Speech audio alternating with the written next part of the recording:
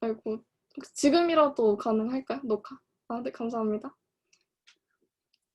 그럼 다시 이어서 진행을 할게요.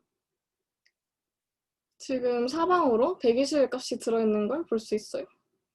그리고 만약에 상과 하에는 같은 값을 주고 좌우에 같은 값을 주고 싶다면, 만약에 위랑 아래에는 120의 값을 주고 오른쪽과 왼쪽에는 180의 값을 주고 싶어요. 그러면은 처음 값은 상하, 두 번째 값은 좌우로 이런 식으로 해주시면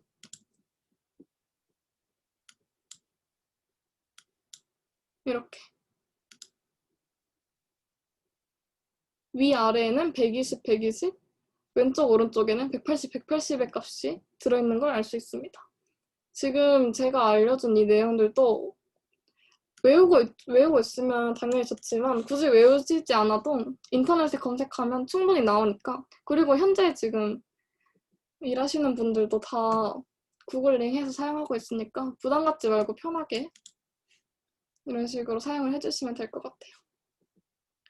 이제 마진값을 배웠으니까 마진이 여백의 값이잖아요. 근데 이 박스 내부에 마진 같은 효과를 줄 수 있어요. 그것도 한번 봐볼게요.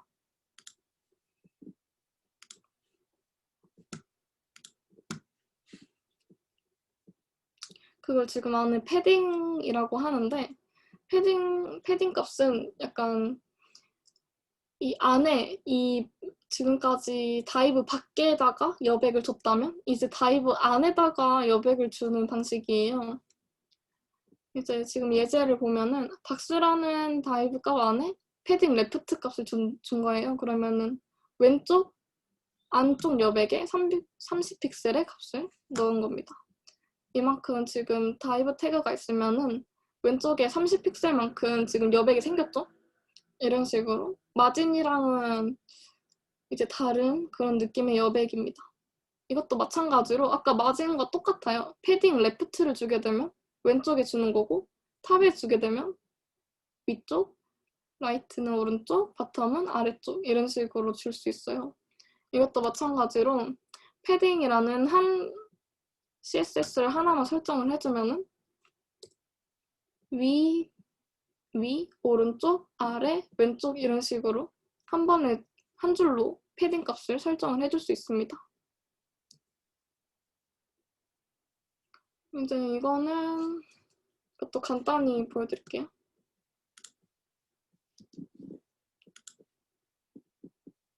이게 마진값을 없애줄게요. 마진값 없애주면 이제 이렇게 나오죠. 이제 이 박스의 내부 안에다가 내부 여백을 줄게요. 패딩 120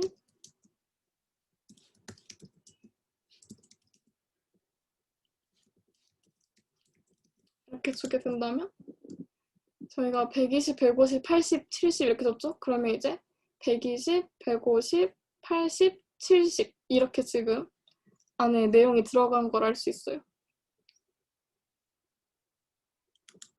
이거를 제가 좀 더 마진값을 좀 더 명확하게 보게 해줄게요.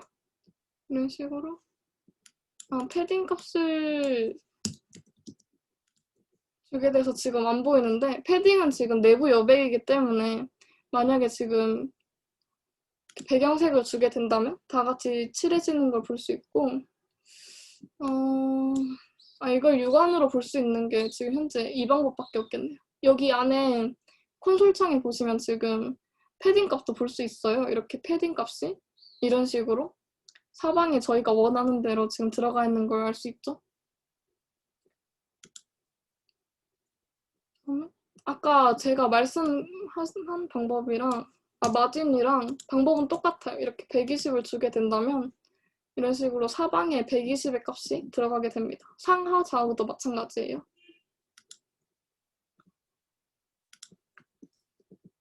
이어서 해보자면 이제 저희가 또 새롭게 추가된 보도 레디우스 값인데, 이거는 이제 아까 저희가 선 할 때 같이 했었어야 됐는데, 이게 선이 아까 지금 말 그대로 이렇게 네모네모하게 각이 90도인 상태로 설정이 됐었잖아요. 근데 이거는 모서리에 이제 둥글기를 설정을 할 수 있는 거예요. 이 레디우스라는 속성인데 이게 보더 레디우스 하면은 선의 둥글기를 설정을 할 수 있는 그런 속성입니다. 지금 10픽셀을 줘서 지금 10픽셀만큼의 선이 둥글게 된 겁니다. 근데 이게 아까 저희 패딩 맞은 것 같은 방법으로 뭐 바텀, 레프트, 레디우스 하면은 밑쪽과 왼쪽의 레디우스만 30픽셀로 설정을 해달라. 그러면은 밑쪽, 왼쪽이니까 이쪽 모서리에 둥글기를 지금 30픽셀로 설정이 된 거예요. 그리고 탑 라이트, 탑과 오른쪽의 모서리를 30픽셀로 설정을 해달라. 그러면 이제 위쪽과 오른쪽의 모서리가 지금 30픽셀로 설정이 된 거죠. 이런 식으로 각자 모서리의 값을 또 다르게 설정을 해줄 수 있습니다. 이걸 아까 지금까지 제가 말로만 설명드렸던 것들 다 정리한 건데 이 안에 컨텐트라는 그 다이브 안에 값들 있잖아요. 제가 아까 타자를 쳤던 박스 안에 값입니다. 이런 것들을 컨텐트라고 치면은 이 안쪽 여백이 패딩값, 그 다음에 그 선을 둘러싸는 거, 말 그대로 테두리 선은 보더, 그 다음에 그 테두리 바깥의 영역은 마진이라고 할 수 있죠. 저희가 지금까지 직접 실습을 해보면서 봤었는데 제가 지금까지 설명을 해드린 것들을 다 종합을 해서 실습을 해볼 거예요. 근데 이 실습은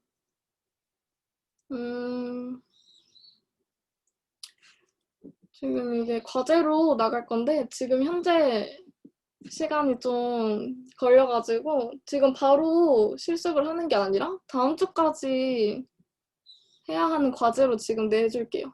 이거는 나중에 톡방에도 자세하게 설명을 해서 올려드릴 테니까 다음 주까지 실습을 해서 오시면 되고요.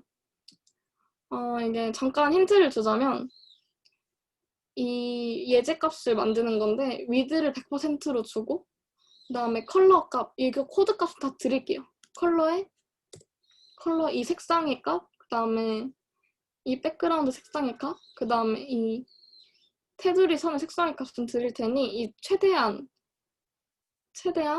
좀 비슷하게 이 예제랑 비슷하게 알림을 해서 다음 주까지 톡방에 사진과 코드를 올려주시면 됩니다. 그 다음에 두 번째 과제도 마찬가지로 이 박스를 구현을 하면 되는 건데 이 박스도 같이 구현을 해서 톡방에 코드랑 사진을 한꺼번에 올려주시면 저희가 확인하는 대로 톡을 드릴게요.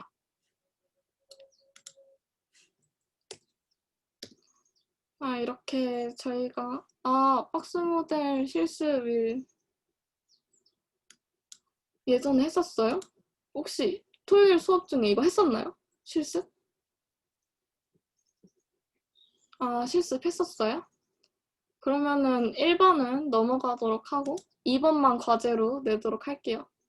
2번 과제를 하고 나중에 톡방에다가 올려주시면 저희가 바로 확인을 하는 대로 답장을 드릴게요. 기한은 다음 주 이 시간까지입니다. 이제 지금 11시인데 약 10분간 쉬는 시간을 가질게요. 11시 10분까지 쉬는 시간 갖고 다음 수업 이어서 진행하도록 하겠습니다. 다들 고생하셨어요.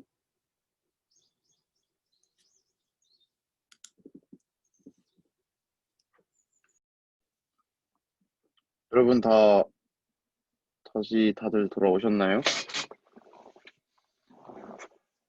네.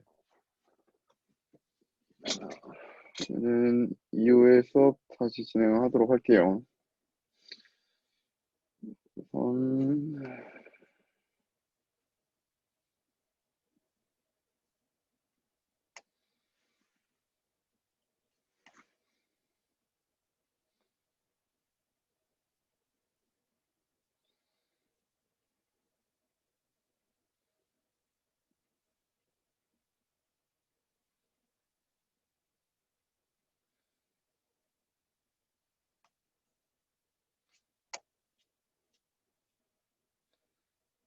한국을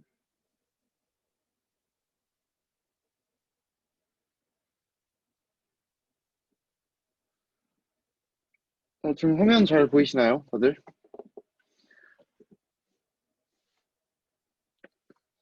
저는 뭐 잘 보이시는 것 같으니까 수업 진행하도록 할게요. 이제 다음으로 배우게 될 부분이 이제 플로트라는 거에 대해서 저희가 또 알려드릴 거예요. 플로트라는 게 어떤 거냐? 일단 플로트 단어 뜻은 다들 뭐 뜨다라고 알고 계실 거예요. 근데 이게 어떤 식으로 웹페이지에서는 사용이 되나 이렇게 보시면은 웹페이지에서 그 저희가 HTML 요소로 입력해뒀던 그런 부분들을 이제 위치를 어느 쪽에 띄울지 그 뜨다 할 때 그 뜨다를 띄우다 해서 이제 어느 쪽에 띄울지를 정해주는 그런 속성 값이에요. 근데 플로트를 사용을 하는 거는 이제 기본으로 돼 있는 설정돼 있는 기본 값은 넌 값으로 돼 있는데 이제 만약에 그거를 왼쪽으로 붙이고 싶다 하면 레프트 아니면 라이트 이런 식으로 사용을 하게 되는 건데 이거에 대해서 예시를 보여드릴게요. 지금 이렇게 보시면은 플로트를 보시면은 이- 지금 왼쪽에 지정하지 않음이라고 돼 있는 게 지금 그거 돼 있는 거예요. 그 넌 값으로 플로트가 지정돼 있지 않아서 왼쪽으로만 다 이렇게 치우쳐져 있는 모습이죠. 근데 지금 만약에 박스 1 HTML 요소에다가 저희가 그, 그 플로트, 라이트 속성을 넣어주게 되면은 박스 1만 오른쪽으로 따로 빠지고 그 빈 자리를 이제 2, 3이 나머지가 채워져서 올라오는 이런 방식으로 되거든요. 뭐 지금 이렇게 보면은 박스 1을 왼쪽으로 플로트라고 하면은 박스 2가 그러니까 박스 1 같은 경우는 지금 왼쪽 이게 조금 이해하시기 어려울 수도 있는데 박스 1은 지금 레프트로 플로트 돼 있는 거고 지금 박스 2가 이제 넌 값으로 돼 있어가지고 그게 겹쳐지게 되는 거예요. 하지만 그게 같은 위치에서 겹쳐지게 되는 거겠죠.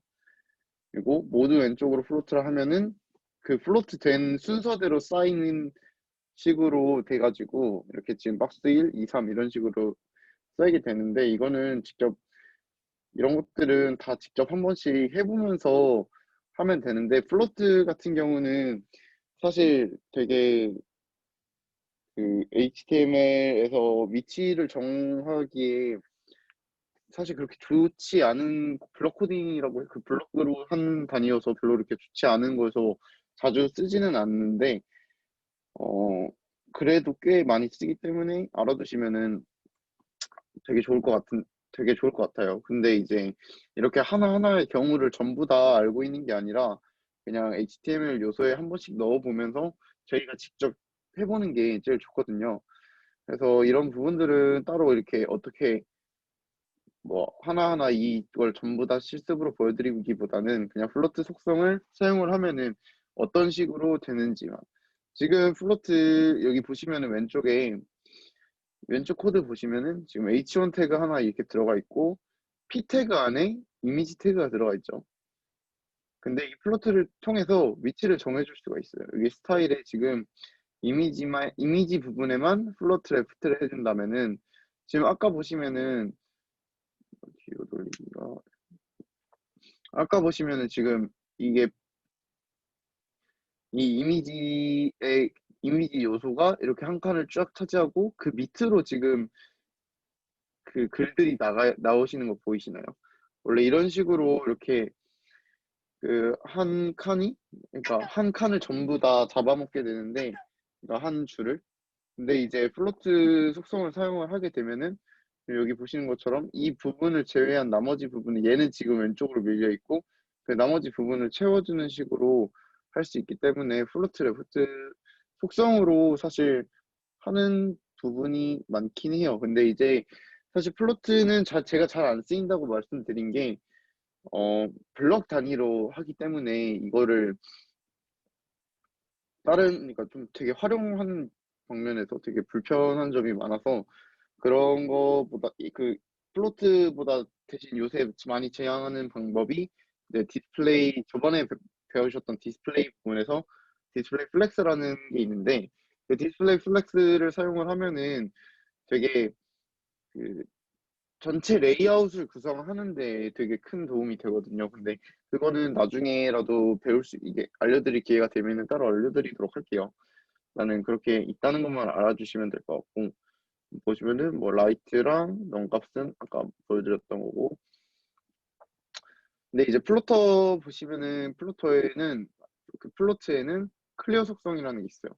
클리어 속성은 플로터 속성이 적용된 이후에 나타내는 요소들의 동작을 조절을 해주는 건데 그 컨테이너 요소에다가 플로트를 속성이 적용이 되면은 이제 그 이후에 등장하는 모든 요소들이 사실 정확한 위치를 설정하기가 되게 힘들어요. 어떤 느낌이냐면은 이제 이걸 왼쪽 끝에 이렇게 위치를 해주면은 이 글자를 뭐 이 아래쪽에 출력을 해주고 싶다거나 아니면은 뭐 이 중간에 출력을 해주고 싶다거나 이런 식으로 그 뒤에 바로 그러니까 자기가 플로트 해줬던 이후에 오는 요소의 정확한 위치를 정해주기가 되게 어려워요. 왜냐면은 이 플로트는 그 앞에 먼저 플로트 돼 있는 해당 요소에 따라 그 뒤에가 이제 영향을 받게 돼 가지고 그거를 따로따로 이렇게 설정을 해주기가 되게 힘들어서 클리어 속성을 사용해줘 가지고 이제 이런 식으로 클리어 속성을 사용해서 그 위치를 조정해 가지고 이제 글자를 뭐 출력하는데 도움이 글자를 출력하게 해주면 되겠죠. 지금 마진 영 오토 같은 경우는 플로터 같은 경우는 그냥 직접 해보셨으면 됐을 텐데 마진 영 오토 같은 경우는 제가 예시로 직접 보여드리도록 할게요. 잠시만요. 인덱스 있을 거고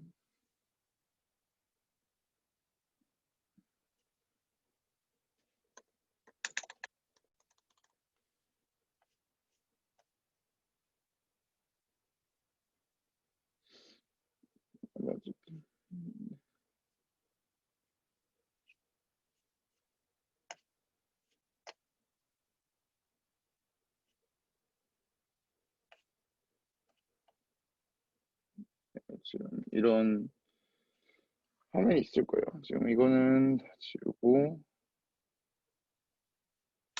자 마진 영 오토라는 거에 대해서 한번 말씀을 드릴게요.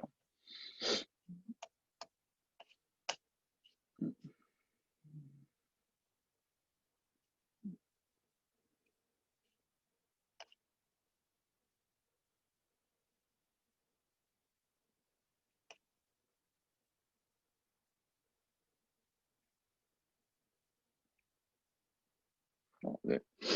지금 보시면은 마진 영 오토는 대표적인 중앙 정렬 속성이다라고 돼 있어요.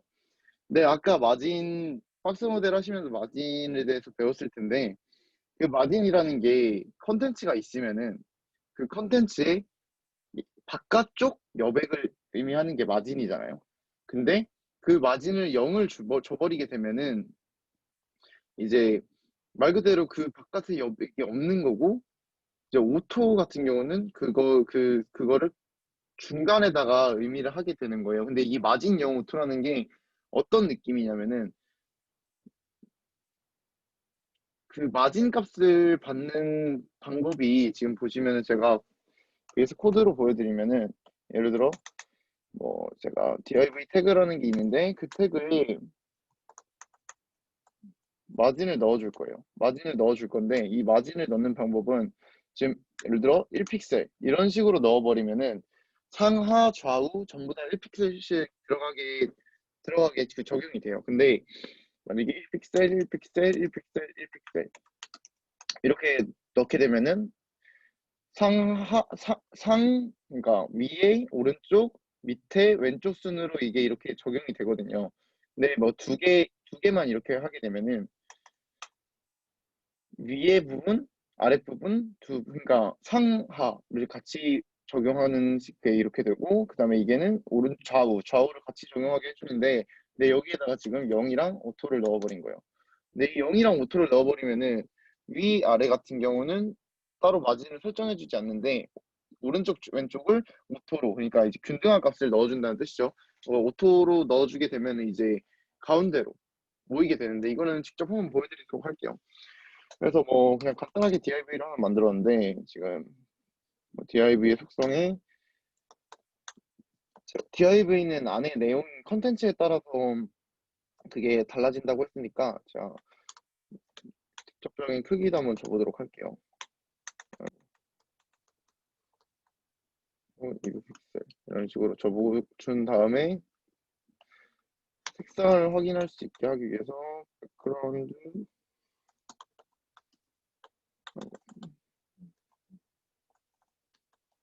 컬러를 레드로 주고서는 한번 보도록 할게요. 그리고 저장을 해준 다음에 보면은 지금 보시면은 이렇게 되게 이게 뭐라 하지? 딱 가운데로 지금 모여 있죠. 다들 잘 보이시나요?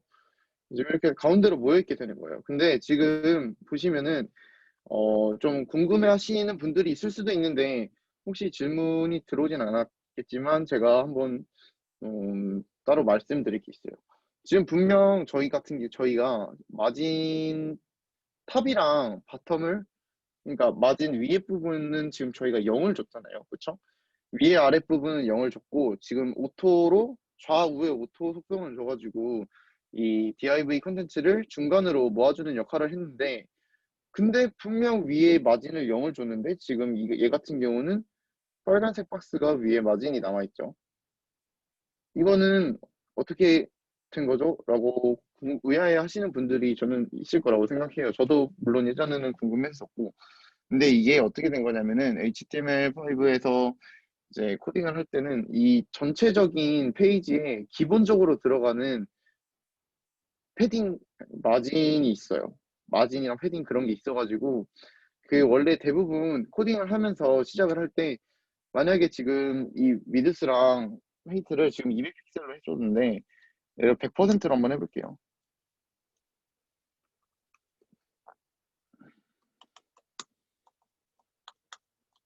100%로 하고 저장을 하고 해버리면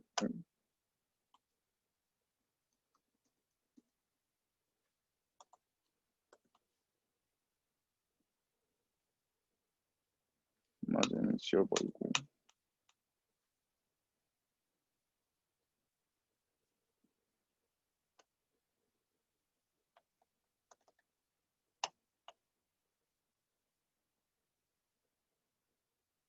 헤이트도 뭐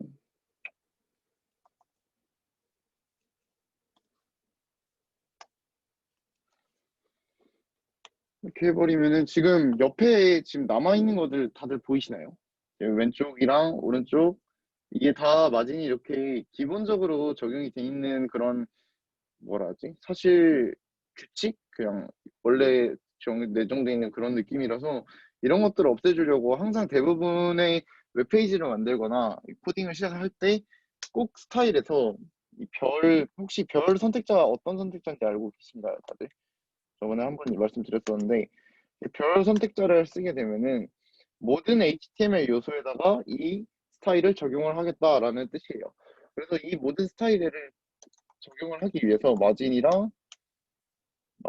0을 주고 패딩이랑 마진을 0을 주고 시작을 하면 됩니다. 이렇게 해버리면은 지금 다시 거기 들어가서 봐볼게요. 지금 없어진 거 보이시나요? 옆에 사이드 마진이. 그래서 대부분 이거를 습관을 들이시는 게 좋아요. 나중에 코딩을 할 때는 무조건 스타일, 지금 같은 경우도 이렇게 스타일 부분을 안쪽에다가 그냥 HTML 파일 안에다가 같이 이렇게 구분을 해놨는데 이것도 파일을 분리해서 스타일.css 파일을 따로 만들었을 때 바로 이거를 먼저 쳐주고 시작을 하는 게 가장 저는 좋다고 생각을 해요. 그래서 어쨌든 이제 기본적으로 있는 마진이나 이런 거 없애는 거에 대해서 한번 알려드렸고 지금 마진 영어토도 말씀드렸는데 지금 마진 영어토 아까 제가 보여드렸던 것처럼 중간으로 컨텐츠가 들어가는 게 있죠. 근데 이게 마진 영어토의 중앙 정렬이 되지 않는 경우가 있어요. 일단은 닥타입 선언 문제라고 여기 돼 있는데 닥타입 이 아까 그냥 베이스 코드들 보시면은 지금 이렇게 닥타입이라고 돼 있는 이 부분 있죠. 이 부분 앞에는 어떤 문자도 선행되어서는 안 되며 선언 또한 정확해야 한다. 그러니까 선언이 정확히 안 돼가지고 이게 코딩이 안 되는 경우, 아니, 그러니까 이게 마진형 오토의 중앙 정렬이 안 되는 경우가 있을 수도 있고, 위드스 이제 폭의 연산이 불가능하면 가운데 정렬을 할 수 없다. 그러니까 이런 것들 폭의 연산이 불가능하다는 거는 지금 어떤 느낌이냐면은 어, 폭의 연산이 불가능하다. 이거를 퍼센트 같은 경우가 이제 정렬을 할 수가 없겠죠. 왜냐하면 아까 전 같은 경우도 만약에 100% 이런 식으로 폭을 늘려서 그거를 중간으로 모을 수 없겠네. 어쨌든 이 부분은 살짝 애매한데 잠시만요.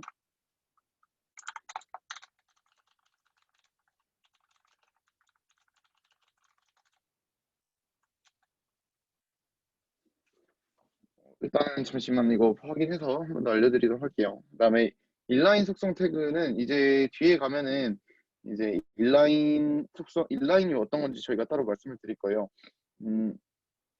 이제 인라인 같은 경우가 블럭이랑 상반되는 건데 혹시 이거를 수업을 했었나요? 이거 부분은 아마 안 한 걸로 알고 있는데 이제 인라인이랑 블럭 차이가 지금 보시면은 저희 코딩을 하면은 일단 이걸 다시 지울게요. 이걸 지우고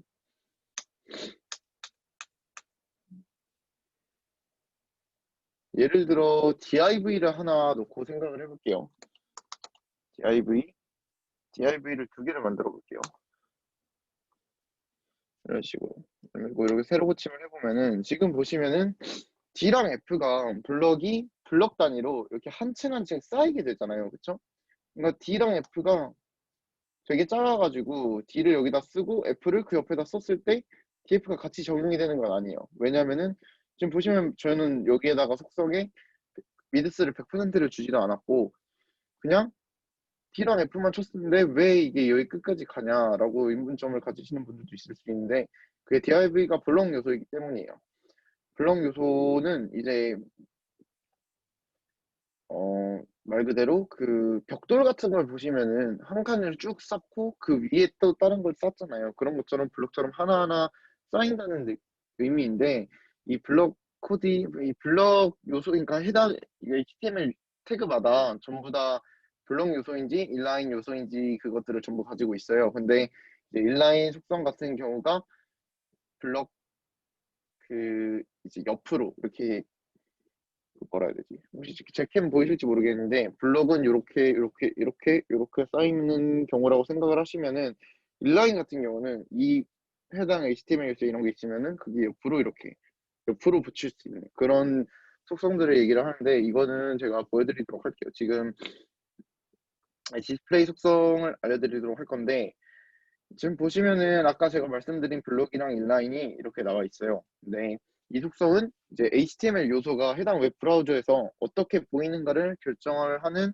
속성인데 근데 대부분의 HTML 요소가 이 블록이랑 인라인 둘 중에 하나의 값을 가지고 있어요. 근데 이제 이 제가 여기 보시면은 여기 예시를 몇 개 들어드릴 거예요. 지금 디스플레이 속성 값이 블럭인 요소는 언제나 새로운 라인에서 시작하며 해당 라인의 모든 너비를 차지합니다 라고 되어 있는데 이거는 사실 뭐 이렇게 이 표현을 기억하실 필요는 없고 그냥 지금 보시면 div, h1 태그, p 태그, ul 태그, ol 태그, 폼 요소 이렇게는 대표적인 블록 요소라고 여기 적혀 있는데 지금 아까 보여드렸던 것처럼 이렇게 인사 안녕하세요라는 거 이걸 하면은 그 해당 안녕하세요라는 컨텐츠 부분만 이렇게 저희 div가 차지하는 게 아니라 여기 끝까지 그 해당 라인에 해당하는 라인의 너비 끝까지 이렇게 차지하는 모습을 볼 수가 있죠.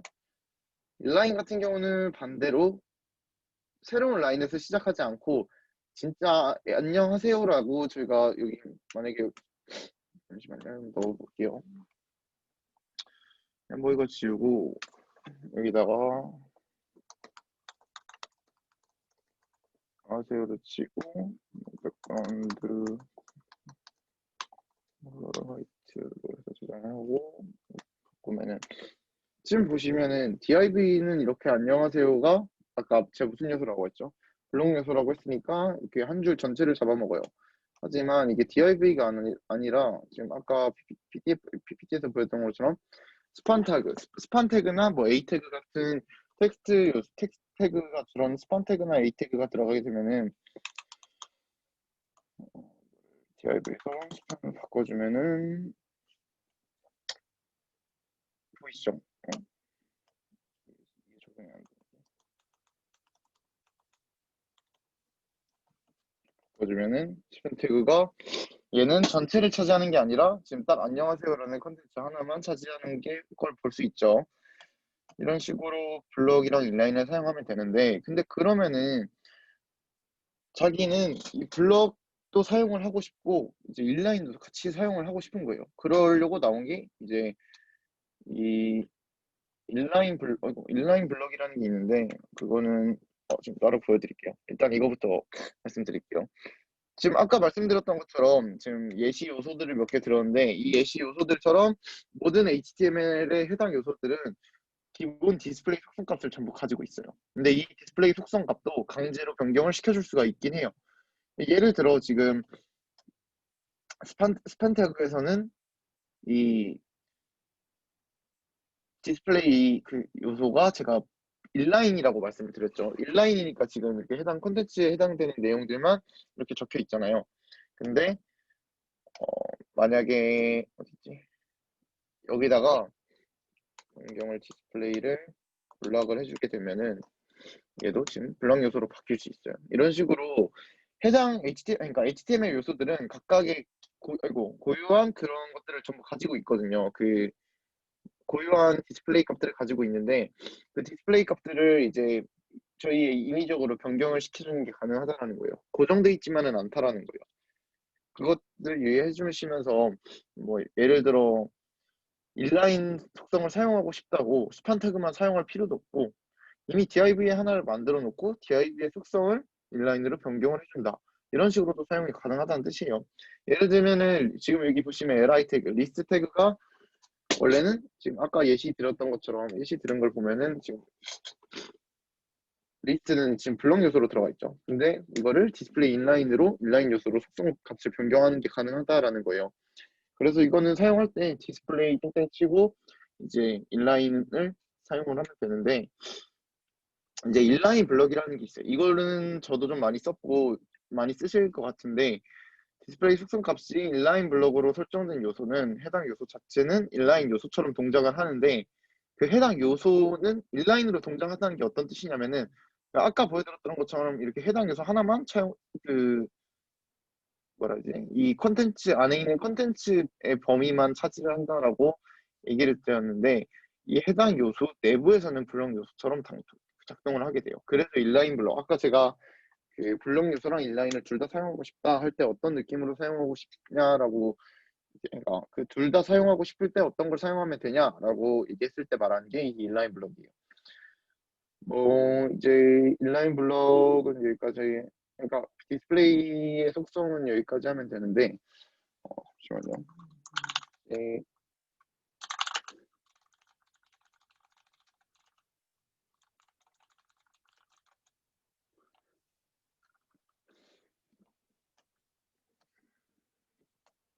질문 같은 거 들어온 게 있나 한번 확인을 해볼게요.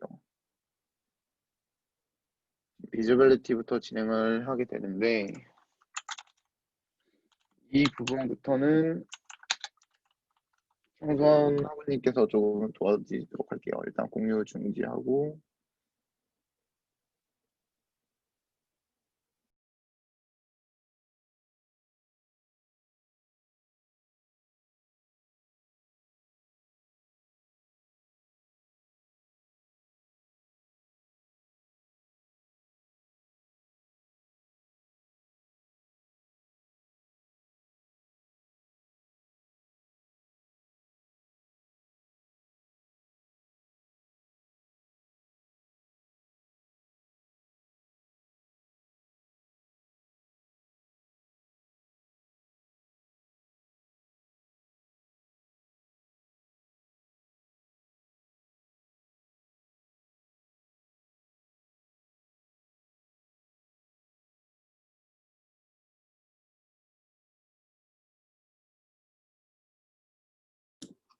들리시나요, 지금?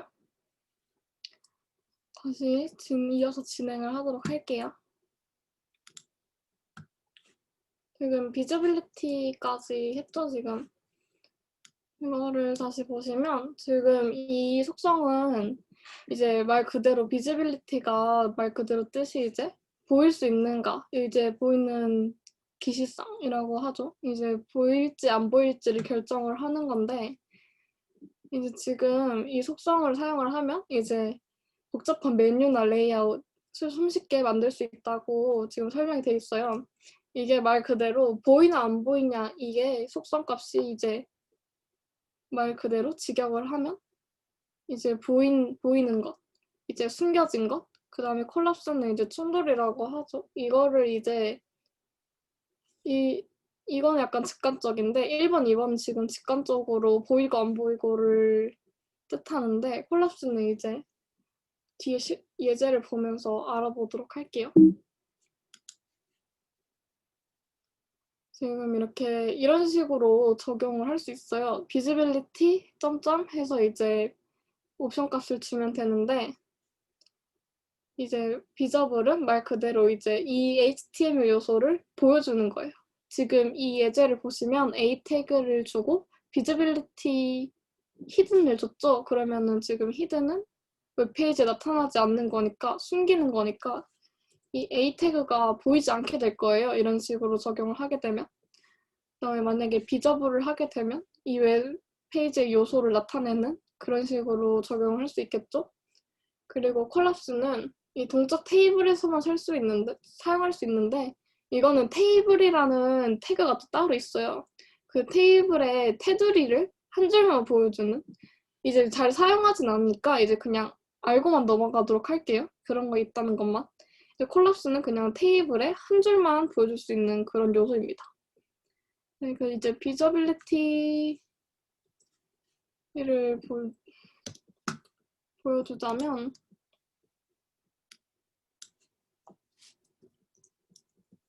만약에 A라는 태그를 주고, A 태그입니다.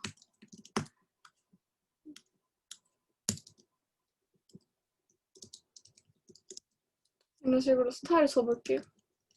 그러니까 비저빌리티를 주고, 그 다음에 히든이라는 속성을 주게 된다면 아무것도 나와 있지 않죠? 이제 이 A 태그가 현재 지금 있는데 안 보이게 되는 거예요. 현재 지금 화면상으로 숨겨지고 있는 그런 기능을 뜻하죠. 근데 이걸 만약에 다시 비저블로 바꾸게 된다면 다시 보이게 되는 거죠. 이런 식으로 적용을 하는 겁니다.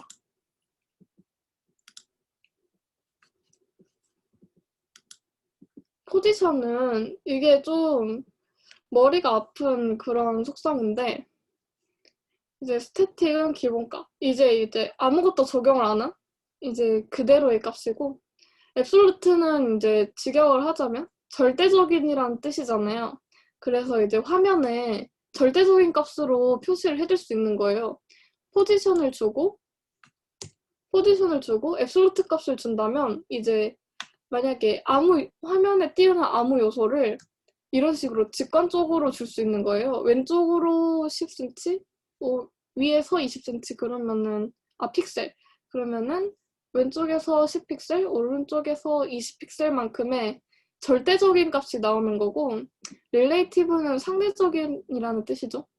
이제 원래 있던 위치를 기준으로 상대적인 값으로 좌표가 나가는 거예요. 이 예제는 지금 릴레이티브를 보여주고 있는데, 이 릴레이티브 레프트 10, 탑 20 하면은 원래 있던 위치를 기준으로 왼쪽에서 10픽셀만큼, 위쪽에서 20픽셀만큼 나오게 되는 겁니다. 앱솔루트는 이 화면 전체에서 왼쪽에서 10, 위에서 20 이런 식으로 표현이 된다면, 릴레이티브는 원래 있던 위치를 기준으로 진짜 말 그대로 상대적인 값이 되는 거죠. 그다음에 픽스드는 스크롤과 관계없이 화면을 기준으로 좌표를 고정하는 거예요. 이거는 많이 봤을 텐데, 그 웹사이트를 서핑하다 보면은 소개해주는 글들 있죠. 뭐 블로그라든지 이게 스크롤을 하다 보면은 상단바는 이렇게 고정이 되는데 밑에 내용만 바뀌잖아요. 이게 이 상단바를 포지션 픽스드를 설정을 해줘가지고 이 상단바는 고정이 돼서 화면 밑이 변하든 그대로 보이게 되는 것이고, 이제 밑에 것들은 이제 픽스드 적용이 안 됐기 때문에 이제 가변적으로 변하게 되는 거죠. 이거를 이제 예시로 보여주게 된다면, 이게 다 다이브 값을 준 다음에 이 다이브 값들은 다 블랙을 줬어요. 근데 이 레드박스라는 다이브 값을 이제 포지션 릴레이티브, 레프트 10, 탑 10 이렇게 되면은 포지션을 이제 상대적으로 지정을 해놨잖아요. 근데 이 다이브의 값이 원래 위치가 이쪽이었잖아요. 지금 원래 이쪽이 이 레드박스의 값이었는데 이 릴레이티브 상대적인 값으로 왼쪽으로 10, 탑으로 10 이만큼 이동을 했잖아요. 그러면은 이 원래 있던 위치에서 왼쪽으로 10픽셀만큼 이동을 하고 위쪽으로 10픽셀만큼 이동을 한 거잖아요. 그래서 지금 이 위치가 나오는 거예요. 근데 만약에 픽스드를 사용을 해주면 이제 이렇게 예제로 뭐 깔깔스라는 단어로 도배를 해놨죠. 그러면은 만약에 레드박스, 포지션 픽, 픽스드, 레프트 10, 탑 10 이런 식으로 고정을 하게 되면은 얘는 위치가 원래 여기였지만 지금 픽스드로 인해서 이제 상대적인 값이 안 나오고 이 웹페이지를 기준으로 왼쪽으로 10픽셀만큼, 위쪽으로 10픽셀만큼 이동을 한 다음에 이게 영원히 변하지 않아요. 어떤 스크롤을 하든 뭐 이 웹페이지를 벗어나지 않는 기준으로 이 빨간색 위치는 그대로 여기에 머물러 있는 걸 알 수 있습니다. 그다음에 상대적인 값은 아까 약간 픽스드랑 비슷한 느낌인데 이제 왼쪽에서 이 예제에서는 지금 앱솔루트를 포지션으로 주고 왼쪽으로 50, 위에서 70만큼 이동을 해준 걸 볼 수 있죠. 이거는 이제 다른 지금 현재 얘 원래 위치가 어디였든 상관이 없이 웹사이트를 기준으로 왼쪽으로 50, 위로 70만큼 지금 이동이 돼 있는 걸 볼 수가 있어요. 이거 한번 실습을 하도록 할게요.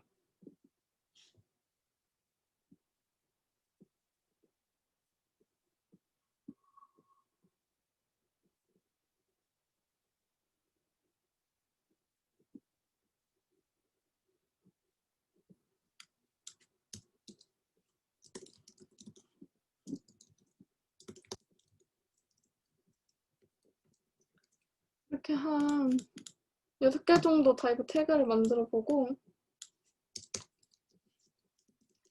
구분할 수 있게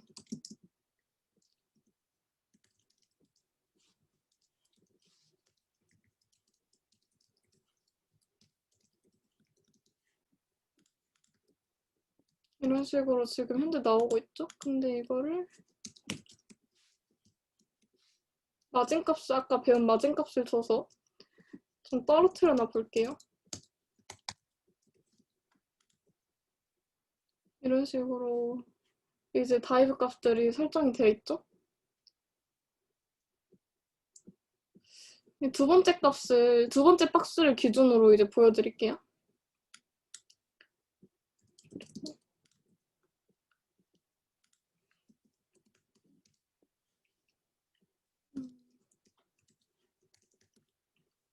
스페셜 박스라고 클래스 네임을 주고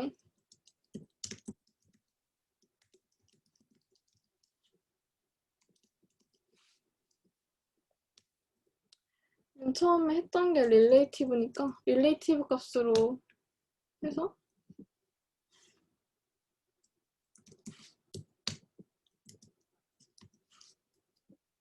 컬러 값을 얘는 블루로 줘볼게요. 특별히 보이게 하기 위해서.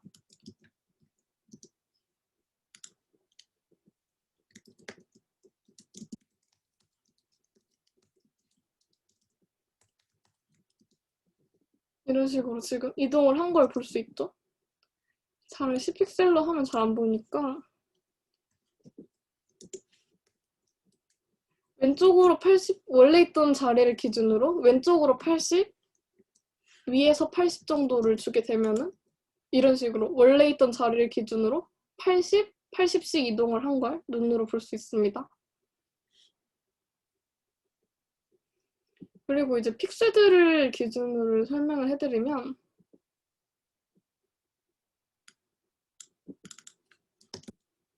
포지션 값을 픽스드로 변경을 해주면 현재 지금 이제 원래 있던 자리를 무시하고 이제 웹을 기준으로 왼쪽에서 80, 오른쪽에서 80만큼 떨어져 있는 걸 알 수 있어요. 이런 식으로 하게 되면 얘는 이제 픽스드 값을 설정을 해준 거라 변하지 않는데 제가 이제 밑에다가 값을 추가를 해볼게요.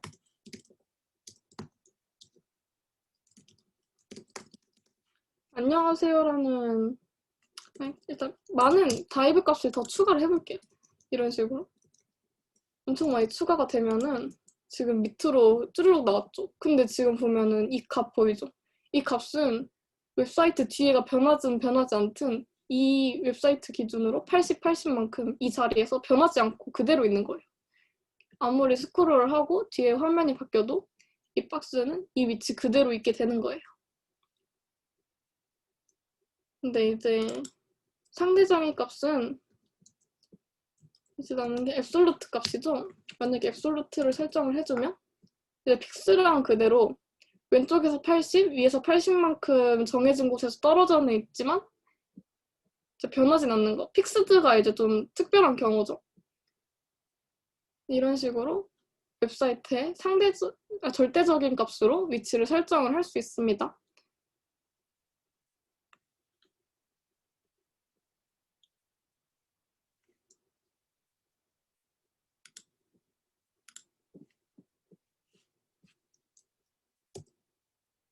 이제 박스 섀도우에 대해서 알아볼 건데 박스 섀도우는 다들 보셨을 텐데 이게 말 그대로 박스의 그림자라는 거예요.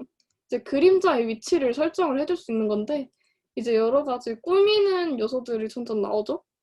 그림자를 넣을 수 있는 건데 지금 이렇게 보면은 잘 모르니까 이런 거는 굳이 이렇게 다 외우시지 않으셔도 돼요.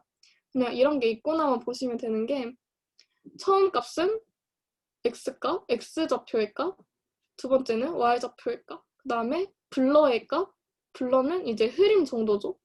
이제 다음은 스프레드의 값, 스프레드는 퍼짐의 정도예요. 그 다음에 컬러, 이제 그림자의 색깔도 설정을 해줄 수 있고 이제 이 나머지 값들은 상속이나 초기의 값들 뜻해요.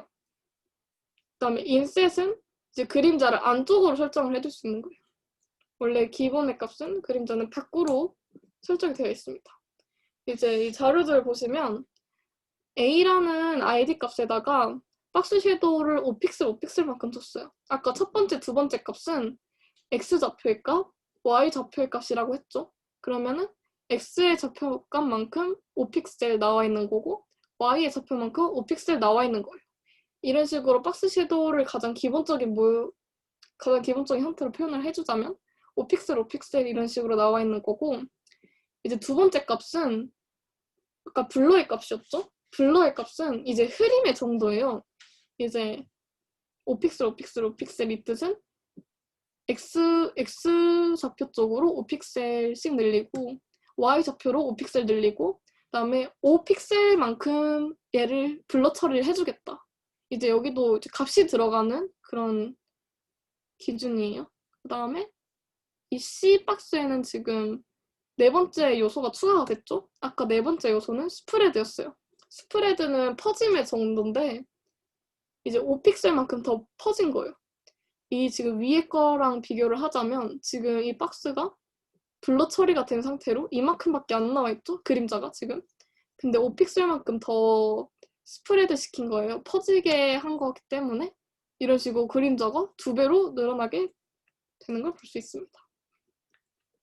그 다음에 다섯 번째 속성값 기준은 이제 컬러를 설정할 수 있어요. 그림자의 컬러. 기본 값은 원래 블랙이라서 전 화면들을 보면 지금 그림자가 다 블랙으로 되어 있는 거 보이시죠? 근데 이렇게 그림자 값을 그레이로 설정을 하게 된다면 좀 더 그림자 같은 효과를 줄 수 있겠죠?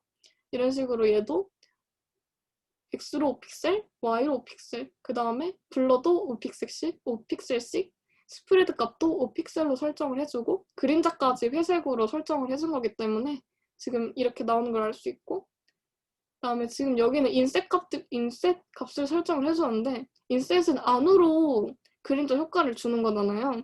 그래서 X랑 Y 좌표가 좀 헷갈릴 수 있는데 이거는 계속 하시다 보면은 감이 오는 그런 느낌이랑 약간 미술적인 부분도 있어서 그냥 이렇게 나온다고만 알고 있으면 될 것 같아요. 얘도 마찬가지로 X로 5픽셀, Y로 5픽셀, 블러 5픽셀씩, 그 다음에 스프레드도 5픽셀 처리를 해준 거고 섀도우 컬러를 그레이로, 그 다음에 안쪽으로 그림자 효과를 준 걸 알 수 있어요. 이거를 박스를 간단하게만 보여드릴게요.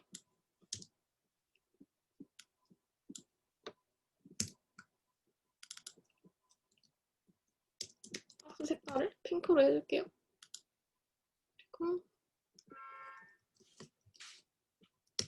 박스 섀도우 값을 10픽셀, 10픽셀 이렇게 줘볼게요. 그러면 이런 식으로 박스는 색깔이 핑크지만 섀도우 값은 그냥 그대로 이렇게 뒤에 까만 사각형이 있는 것처럼 나오죠. 근데 여기서 세 번째 요소를 추가해주면 블러를 5픽셀씩 줘보고, 그 다음에 스프레드 값을 5픽셀을 줘보고, 그 다음에 그림자 색깔을 레드로 해볼게요. 빨간색 그림자를 주고 싶어요. 그럼 빨간색 그림자를 이렇게 주게 되면은 이런 식으로 뒤에 그림자가 나오는 걸 볼 수 있죠. 그 다음에 인셋 값을 설정을 한다면 이게 이제 안쪽으로 그림자가 되어서 안쪽으로 볼록하게 들어가게 보이는 그런 효과를 줄 수 있어요. 지금 시간이 거의 다 됐는데 오늘은 여기까지 하도록 하겠습니다.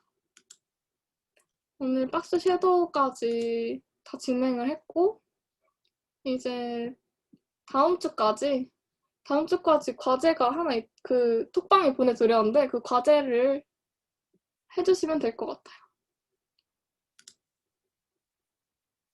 제가 못 온 학생들 위해서 또 PDF까지 올려줬으니까 그거 보시고 이제 오늘 배운 것만 해도 지금까지 배운 것만 해도 이건 진짜 간단하게 만들 수 있는 과제니까 잘 보시고 그냥 최대한 똑같이 그냥 비슷하게만 하셔도 돼요. 이게 지금 패딩 값이나 지금 이 사이 값들이 지금 다 명시가 안 돼 있잖아요. 그래서 그냥 지금 눈대중으로 그냥 결과를 봤을 때 대충 비슷하겠다 이 정도 수준으로만 해서 코드 값과 이제 그 화면에 나온 결과물을 같이 캡처를 해서 톡방에 올려주시면 확인하는 대로 답장을 드릴게요.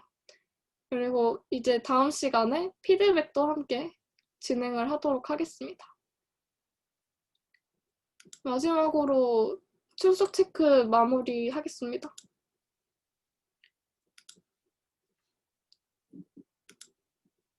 마지막으로 출석 체크 다시 부를게요. 장다연 학생, 장다연 학생 있나요?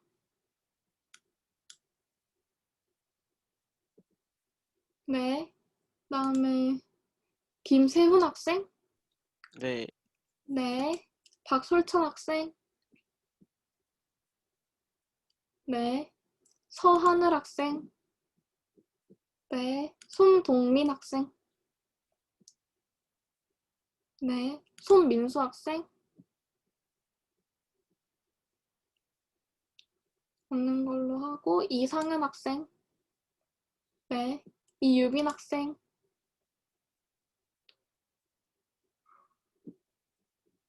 이유빈 학생 지금 없나요? 맞다. 이분이구나. 죄송해요. 임성훈 학생, 네. 네. 정민석 학생, 네. 조은결 학생,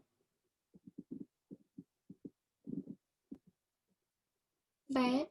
출석 다 되셨고 이제 다음 주까지 아, 네. 수업 괜찮았나요, 오늘도? 되게 재밌어 하셨